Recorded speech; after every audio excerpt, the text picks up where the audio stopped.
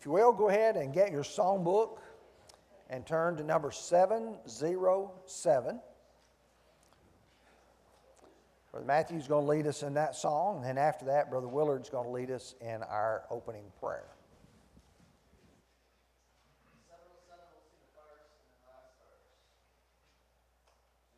Christ be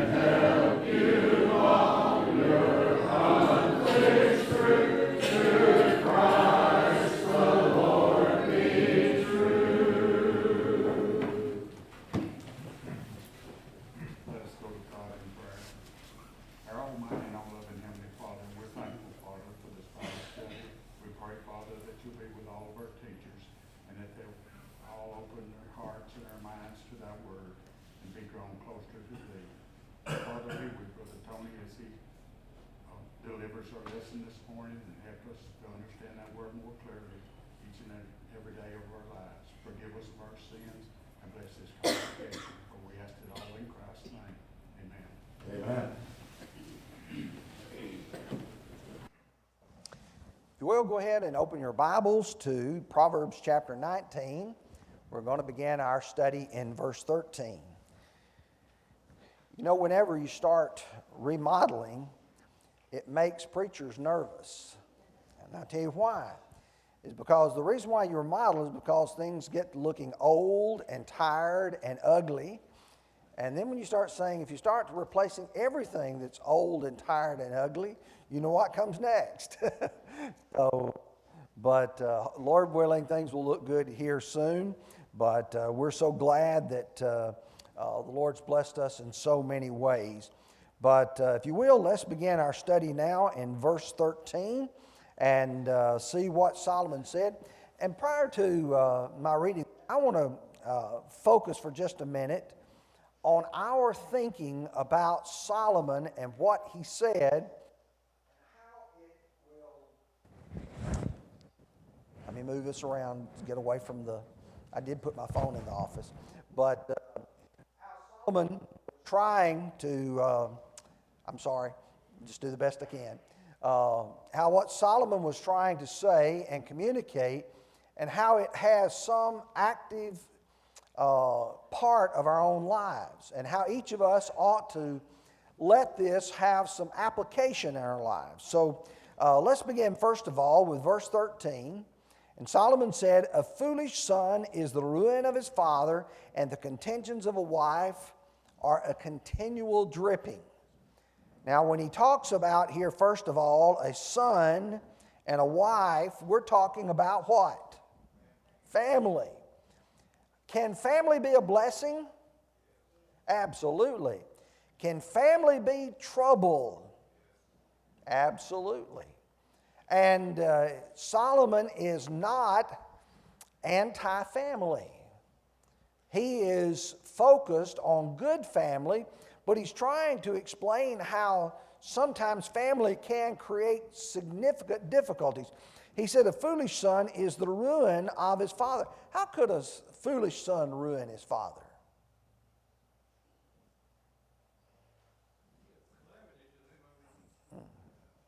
Okay. take a lot of his energies and efforts to try to take care of him. But I guess the first thing I think of is the ruin of a name. You remember what Solomon said in chapter 22, verse 1? A good name is rather to be chosen than great riches, and loving favor rather than silver and gold. In chapter 7 of Ecclesiastes, he says that that good name is better than precious ointment. Having a good name is something that many people work a lifetime to build. And if you work a lifetime to build a good name, can a child who decides to go the wrong direction ruin the good name of a man who's worked a lifetime to build it? Absolutely he can. And so he says a foolish son is the ruin of his father. And then he talks about the contentions of a wife are a continual dripping. What do you mean, and you say a continual dripping? Nagging? Irritation? How many of you have ever been somewhere where there has been a drip in the faucet? And you try to lay down and go to sleep at night and you hear the drip in the faucet. What happens after a little while? Okay. But you've already tried that before you went to bed. Pretty soon, that's all you can think about. That consumes your mind. That consumes all the things about you. And you're like, I can't go to sleep. All I can hear is that dripping. It really prevents joy in life. Well, let me take some passages of Scripture I think can be helpful in this, particularly with regards to the son. 2 Samuel chapter 18 and verse 33. Then the king was deeply moved, up into his chamber over the gate and wept. And he said, "Oh, my son Absalom, my son Absalom, if I'd only died in your place. Oh, Absalom, my son, my son." Did Solomon have a brother that created grief and sadness and difficulty in the family? Half brother, but nevertheless, he would have known what it means to look at his father and see the grief that had been on his face. Now, was Absalom a son that created problems for David? You think about how Absalom actually ended up running David out of Jerusalem, and how he humiliated David with going into his harem there in the sight of all Israel. Then you have Proverbs 10:1. Let me write that up in this corner. He says, the Proverbs of Solomon, a wise son makes a glad father, but a foolish son is a grief of his mother. Chapter 17 and verse 21, he says, he who begets a scoffer does so to his sorrow, and the father of a fool has no joy. So the picture is that a bad child, a bad son, can create all kinds of sadness and all kinds of havoc. But the wife also can be a difficulty. You go to chapter 27 and verses 15 and 16. And there it says, a continual dripping on a very rainy day and a contentious woman are alike. Whoever restrains her restrains the wind and grasps oil with his right hand. Now you think about what he said there in verse 16. He who restrains her restrains the wind. Now Solomon has used that phrase several times in the book of Ecclesiastes. How easy is it for a person to grasp and of hold of the wind and take control of it? You can't do that. And he says it's also like the drip of oil with the right hand. You know, you can't, oil's going to squirt out. You cannot control this. And that's what Solomon is trying to say, that there are troubles in the family. Now, chapter 19 and verse 9 and verse 19 as well. Better to dwell in the corner of a housetop than in a house shared with a contentious woman. And then verse 19, better to dwell in the wilderness than with a contentious and an angry woman. Now, some of you might be saying, I don't know if I like Solomon or not. Particularly you ladies, you may be saying, Solomon was just, anti-women. There's a lot of people who suggest that Paul was anti-women. Is Solomon anti-women? No, not at all, because go to verse 14. Houses and riches are an inheritance from fathers, but a prudent wife is from the Lord. What he's trying to say is that you can have difficulty in a family, but you can also have blessing in a family, and it all depends upon what kind of a person you are in the family. Now, most of us grow up in our families. We have brothers and sisters and parents. Usually, is there one of the family who's made it their mission in life to be the troublesome child? Or the troublesome parent? Or the troublesome aunt or uncle? Or the troublesome whatever? I know most of us don't want to think, but if we ought to be asking the question, is it me? Am I the one that's the troublesome one? Or am I the one trying to be the good one? Well, let's look and see what he says here. He says, houses and riches are an inheritance from fathers. There's some things that parents are able to give us. If they work hard and they're providing for us, houses and riches, that's what we tend to inherit. Material things. But he says here, this word but, a prudent wife is from the Lord. What do you mean, prudent? What is a prudent wife? Okay.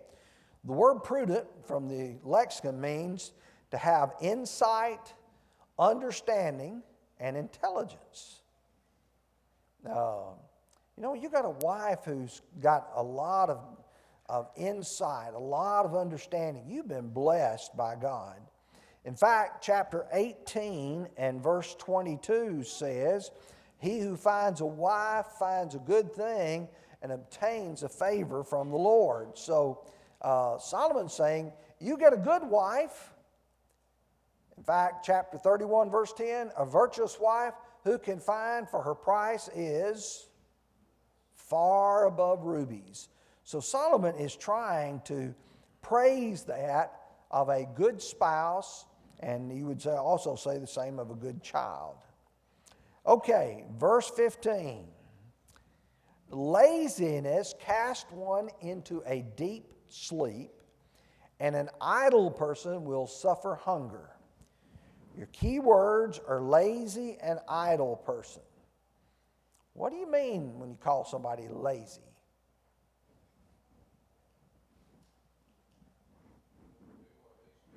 They don't do what needs to be done? Irresponsible? Anybody else? Okay, they're unwilling to put effort. I generally say they just won't work. Has the pandemic created a problem in our society in the last 2 years? Are there people who just simply don't want to work? I mean, not at all. Here, we'll give you a job. Sorry, I don't want a job. I can make more staying at home and doing nothing, watching TV than I can working. And so we've created a situation of dependency. We've created a situation of laziness. And Solomon here speaks of going into a deep sleep. Now, we're not talking about a person who works hard and takes a short nap. We're talking about a person here who just says, I'm going to sleep all the time. And he said that will cause a person to suffer hunger. It's not going to be blessed. There's so many passages that I could bring up, but let me just offer a few of these for you. In chapter 6, in verses 9 through 11, He said, how long will you slumber, O sluggard? And when will you rise from your sleep? A little sleep, a little slumber, a little folding of the hands to sleep. So shall your poverty come upon you like a prowler, and your need like an armed man. A little sleep, a little slumber. A person can allow themselves to get into a habit of being lazy. Chapter 20 and verse 13. He says, do not love sleep, lest you come to poverty. Open your eyes, and you will be satisfied with bread. And then chapter 23 and verse 21. He says, for the drunkard and the glutton will come to poverty, and drowsiness will clothe a man with rags. And then, of course, you go to the New Testament, 2 Thessalonians 3, verse 10. If a man will not work, neither shall he eat. So you're not going to provide for somebody who is unwilling to work and to do what's right. Because we're going to notice here in just a little while about being an enabler. What happens to you if you continually provide for a person who's lazy? They'll stay lazy. They'll continue to take and not work. And sometimes it is good for a person to have to suffer the consequences of their actions. Okay, let's go to verse 16. He who keeps the commandment keeps his soul, but he who is careless of ways will die. Now, the key words here are keeps and careless. What do you think about a person who is careless? Who is a careless person? Okay. Someone who doesn't care? They're selfish.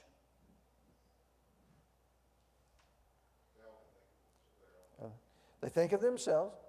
They only think of today as well. They don't think about tomorrow. If I am careless, what kind of things would I not do? Let's say you're a careless student. Won't do my homework. Won't prepare for a test. And you get you right there at the end of school and you say, teacher, is there anything I can do to get extra credit?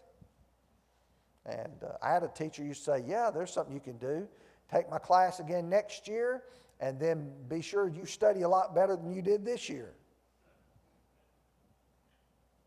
Okay, that's good advice. You know, being careless is something that shows up in a person's life.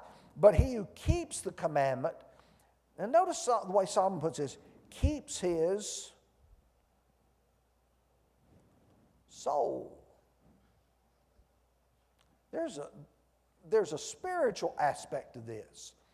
When we're thinking about it, so often we're hearing about Solomon talking about the lazy man, the careless man, the foolish man, and we're often thinking, well, he's careless in this affair of life, he is foolish in this, maybe in his investments or maybe in his way he spends his money.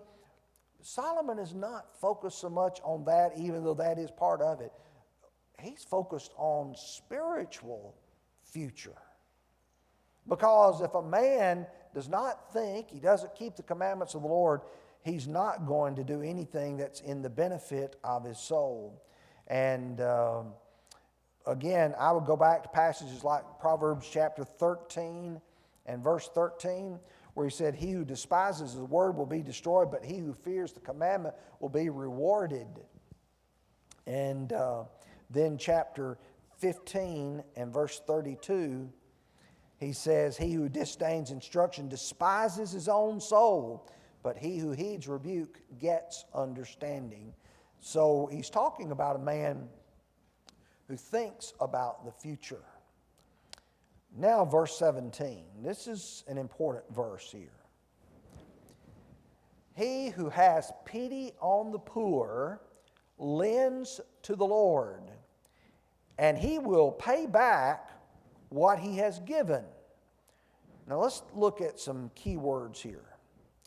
What does it mean to pity someone? Compassion, mercy, concern. It's an attitude of the heart. When you look at poor people, how do you look at them? Now, there's 2 or 3 different ways that people can look at poor people. How do some people look at poor people? Look at them, maybe they're lazy. They're in that situation because of what they did.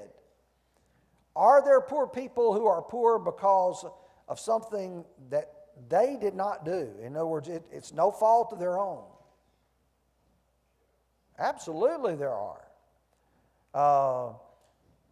I don't think we realize how quickly we in our country could easily become poor people. I'm talking about quickly. Because you say, well, we've got money in the bank. What if the banks disappear? Then what have you got? Well, you say, well, I got a piece of ground. How long has it been since you worked that piece of ground? How long has it been since you had to provide a garden that you had to eat out of to live? Now think about that. Not talking about for joy, but I'm talking about had to live out of it. For some people, never. And we live in a society right now that is just hanging by a thread, and I don't think we see that. We could easily become poor people in just a matter of months. And it could be through something that none of us had any control over whatsoever. And that's the reason why the Bible warns us against putting all your confidence and your trust in things like that. But now you look at the poor people who maybe have done this through no fault of their own. And I can tell you there's some good folks who have been poor. You remember Lazarus? You remember Ruth? She gleaned the corners of the field of Boaz because she was poor. He who has pity on the poor lends to the Lord. Well, that key word there, lends.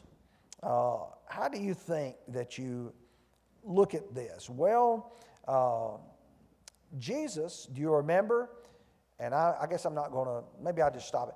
Matthew 25, verses 31 through 46, next Sunday's sermon, talking about doing it to the least of these my brethren, you did it to me.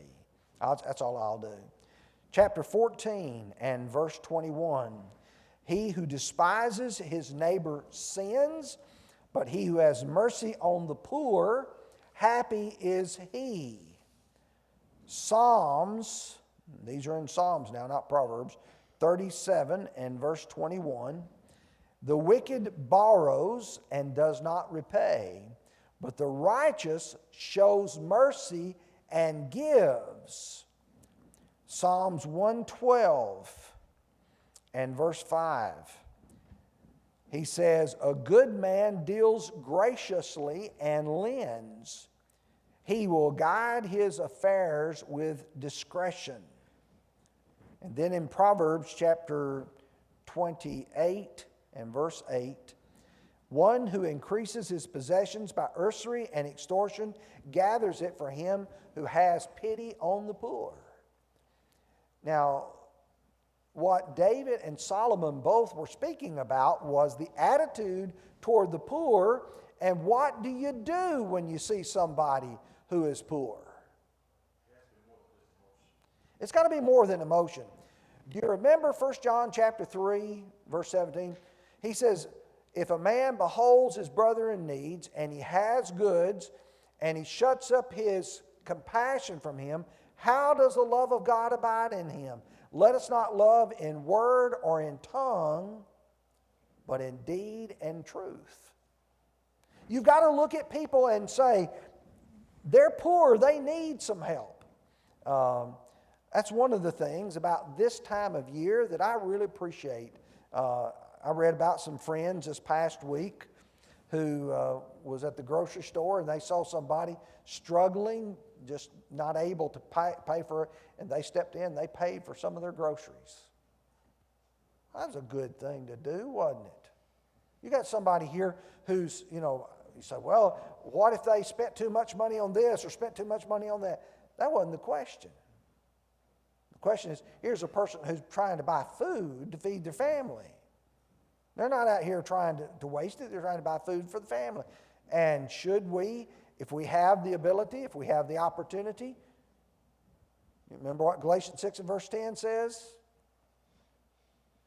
So then, as we have opportunity, let us do good unto all men, and especially those who are the household of faith. So the idea here is that of making sure we have a heart of compassion. And he says, he, who's the he there? God will pay back what he has given. And that's where you realize, if I'm handing it out on this side, who's handing it back to me on this side? God is. Somebody, and of course somebody says, well, then you're preaching that wealth, happiness, wealth doctrine. No, that doesn't mean that the Lord's going to give you give this poor man a $20 bill and God's going to give you a $100 bill. But God will bless you. And that is certainly a part of his will. Okay, let's go to verse 18. Chasten your son while there is hope, and do not set your heart on his destruction.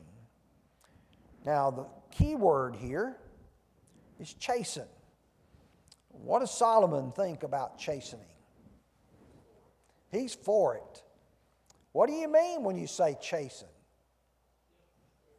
Discipline? Punishment? Correction? There are two types of correction: verbal and physical. Sometimes the physical precedes the verbal. How many of you were very sternly corrected physically as a child? I was. Marty and I bet we got it a lot, didn't we, Marty? Yeah, I'm sure that's right. But notice the way he puts this. While there is hope. Now that is a phrase that perhaps needs expanding in the psychology books of child psychology. Because the prevailing thought for probably the last 40 to 50 years has been what? Don't spank your child. Let him grow up and let him make his own decisions.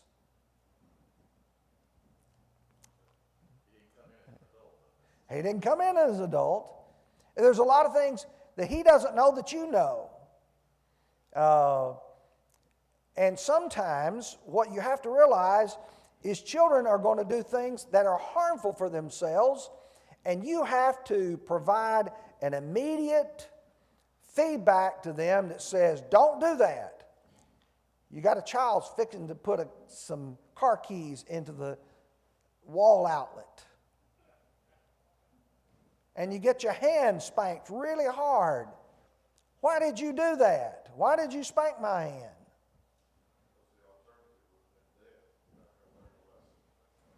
There's got to be something that teaches you there. Now, child psychology that has often been focused has been saying, you should wait till a child is a little larger. Don't discipline your child when they're young. But Solomon says you do it while there's hope.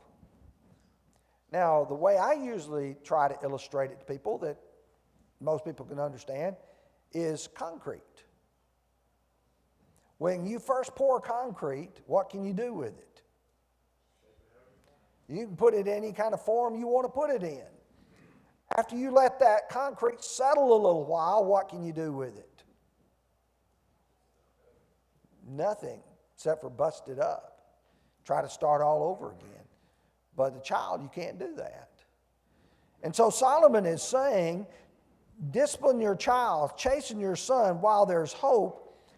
And he follows it with a parallel after that. And do not set your heart on his destruction. Because if you don't discipline him, you are setting him up to fail. You're setting him up for destruction. Let me offer some passages here. Chapter 13 and verse 24. He who spares his rod hates his son, but he who loves him disciplines him promptly. The King James says, betimes. Promptly means you do it so that he learns the lesson right then. You know, someone says, well, I remember when I was a kid, Mama would say, you wait till your daddy gets home, and you dreaded that all day long. Well, that's true. But the idea of promptly means you do it while the event is still fresh in their minds.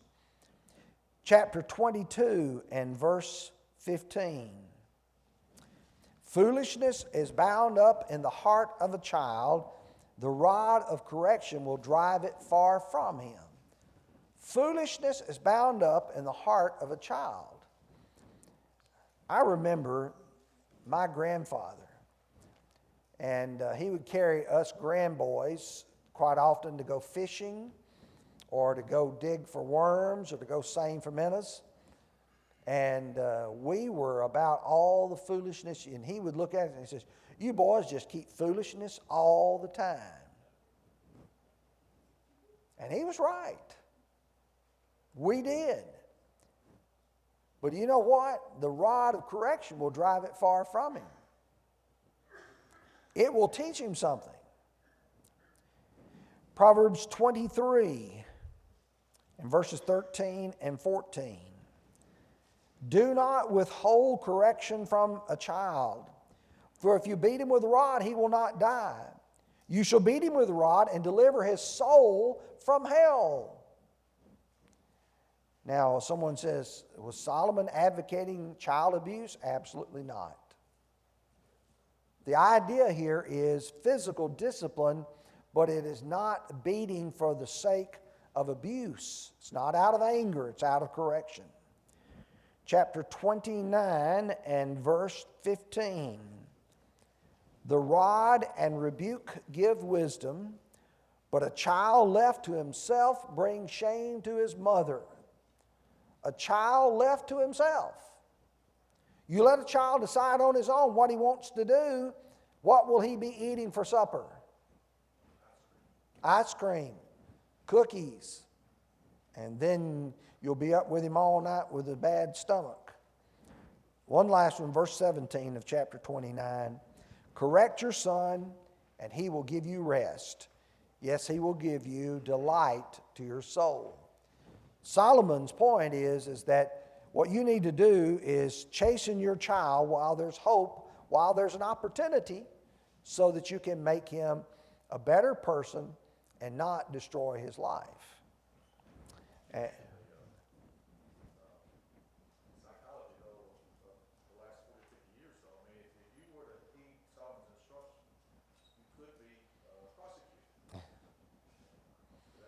Mm-hmm. I understand. That's the reason why we put our kids at home.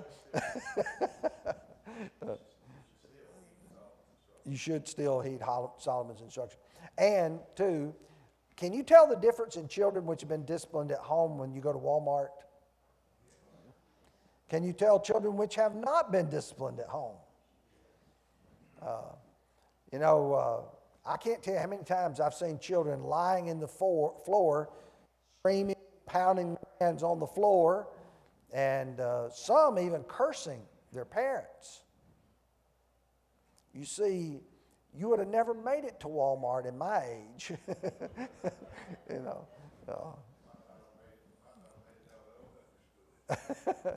No, it was a different world back then. Okay.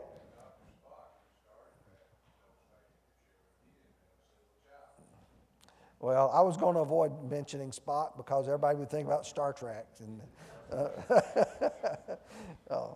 Okay, verse 19. A man of great wrath will suffer punishment. For if you rescue him, you'll have to do it again. Now, this is the verse I call the enabler.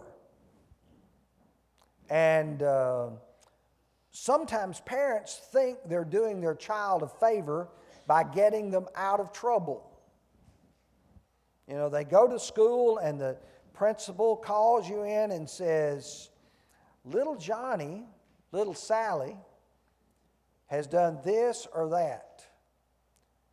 Who is blamed now for little Johnny and little Sally's bad behavior? No, they blame the principal.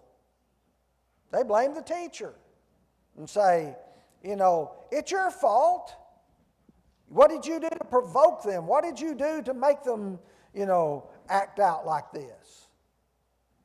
Those of you who are teachers, is that true or not? In other words, it's your responsibility to make my child behave. And so then the child comes home and says, I got out of that. What do they do the next time? Same thing, because they know mom and dad's going to get me out of it. Then what happens when they get in trouble with the law? Mom and dad try to get them out of it. And they become an enabler of their bad behavior. You see, again, and of course I'm talking about my generation, if you got in trouble at school, your parents knew before you got home that you got in trouble at school. Man, those teachers, they'd call your mom and daddy and tell them before a parent-teacher conference. And you didn't have a chance to plead your case. You were already in trouble when you got home. And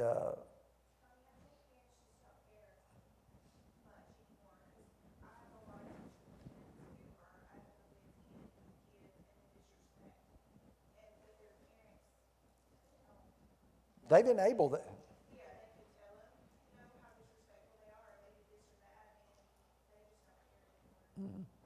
But that continues to enable the behavior.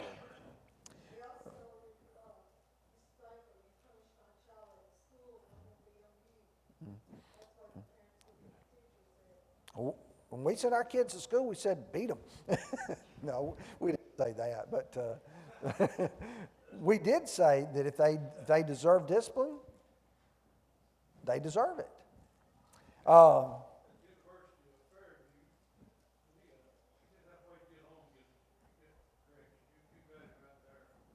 Yeah, that was a different generation, and but what David is, or what Solomon is saying here is that you're not doing your child a favor or a person a favor if you get him out of it. Now, let's notice a few verses I think can be helpful here before we actually go into the content of this. In Psalms 119 and verse 67, David said, before I was afflicted, I went astray, but now I keep your word. Before I was afflicted, I went astray. Now I keep your word. Then drop down just a few verses later, verse 71. It was good for me that I had been afflicted, that I may learn your statutes. In the book of Lamentations, chapter 3 and verse 27, he says, it is good for a man to bear the yoke of his youth. Now, one other passage, chapter 22 and verses 24 and 25. Make no friendship with an angry man, and with a furious man do not go, lest you learn his ways and set a snare for your soul. Let's look at this verse now. A man of great wrath. What kind of person is that? Quick to anger. But he's not just quick to anger. Okay. This is a man with great wrath. I mean, he's the guy that loses it. I watched a few football games over the last few days, and I watched one, I don't even remember which one it was, and this team was getting beat real bad, and the other team come along, and this boy reached down and was going to stomp him, but he didn't. So he reached and just grabbed the front of his helmet, flipped his helmet off, and of course he got a penalty for it. It hurt the team because he did, but the idea was, I'm so mad now, I'm just going to do something. I want you to know how angry I am. Well, that person, he says, will suffer punishment. Rightly so. But if you rescue him, you'll have to do it again. If you let him know that that's okay and that you'll tolerate it, you'll go along with it, you'll have to do that again. And so Solomon's point is, you don't go with that man. You don't take up for him. You don't justify it. Anger is not something that you ought to say, that's okay. No, it's not okay. If your child gets really, really angry, what's the best thing to do with him? Set him down. Let him know that's not going to be tolerated. Okay, verse 20. Listen to counsel and receive instruction, that you may be wise in your latter days. This, along with what he had said, verse 21 is going to pair well with it, but let me back up here. Solomon's talked about the acquisition of wisdom quite frequently. He talked about it in chapter 1.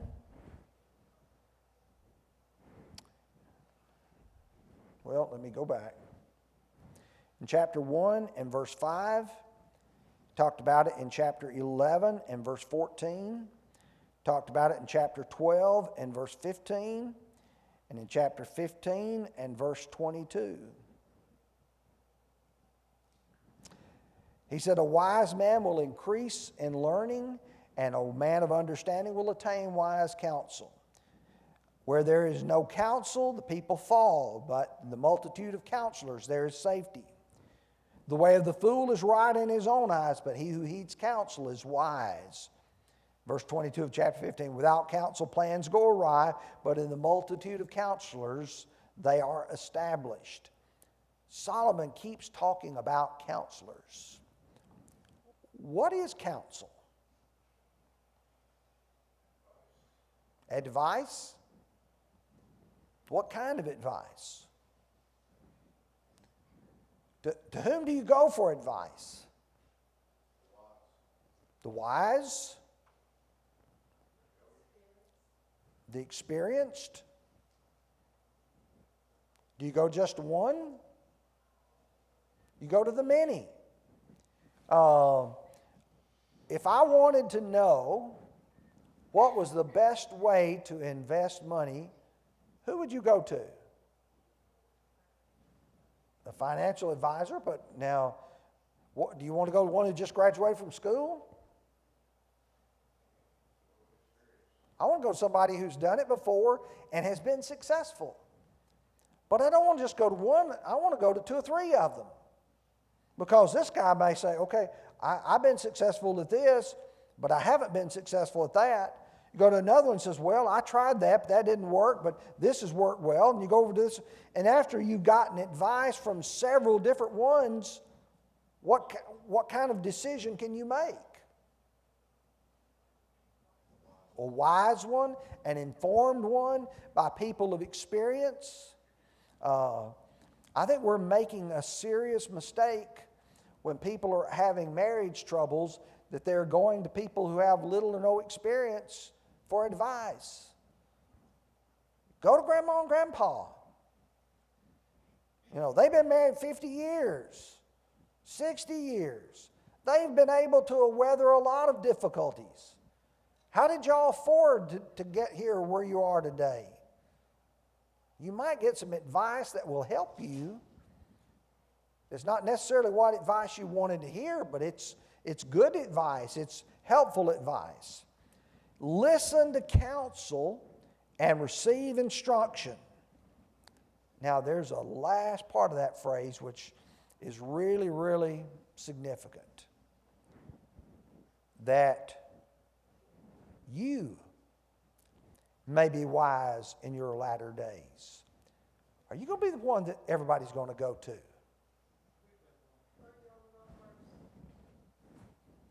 Not on my screen. It's lying to me. Well, it's not.